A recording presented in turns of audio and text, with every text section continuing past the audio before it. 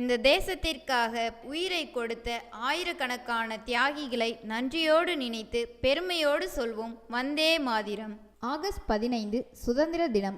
குடியரசு தினத்திற்கும் சுதந்திர தினத்திற்கும் என்ன வித்தியாசம், அவற்றை கொண்டாடும் விதத்தில் என்ன வித்தியாசம் என்பதை பார்ப்போம். ஆங்கிலேயரிடமிருந்து நாம் சுதந்திரம் பெற்ற தினத்தை நாம் சுதந்திர தினமாக கொண்டாடுகிறோம். நாம் சுதந்திரம் பெற்றவுடனே நமக்கென சட்டம் உருவாக்கப்படவில்லை. நம் நாட்டுக்கென சட்டங்களை உருவாக்கி கொள்ள நமக்கென தாய் வேதத்தையும் அரசியல் சாதனங்களையும் உருவாக்கி கொள்ள 2 வருடம் தேவைப்பட்டது.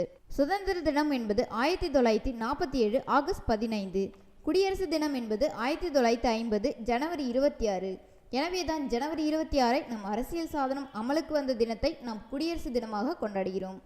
நம் அரசியல் சாதனத்தின் பாதுகாவலர் யார்? ஜனாதிபதி, குடியரசுத் தலைவர். எனவே குடியரசு தினத்தன்று ஜனாதிபதி கொடியேற்றுவார். மாநிலங்களில் அவரது பிரதிநிதியான ஆளுநர்கள் கொடியேற்றுவார்கள். சுதந்திர தினத்தன்று மக்களின் தலைவர் யார்? நாட்டின் பிரதமர். எனவேதான் டெல்லி பிரதமர் கொடியேற்றுவார். மாநிலங்களில் முதலமைச்சர்கள் கொடியேற்றுவார்கள். சுதந்திர தினத்தப்போ நாம் பழம்பெருமைகளையும் சுதந்திரம் கிடைக்க பாடுபட்ட தலைவர்களையும் பற்றி பேசிக்கொண்டிருப்போம். குடியரசு தினத்தப்போ நம் நாட்டினுடைய தற்போதைய நிலவரம் என்ன என்பதை உணர்த்த முப்படைகளும் அணிவகுத்து உலகிற்கு இந்தியாவின் பெருமையை காண்பிப்போம். சுதந்திர தினத்தன்று எந்த அணிவகுப்பும் நடைபெறாது. இந்த தேசத்திற்காக பாடிய உழைத்த உயிரை கொடுத்த ஆயிரக்கணக்கான தியாகிகளை நன்றியோடு நினைத்து பெருமையோடு சொல்வோம் வந்தே மாதிரம்.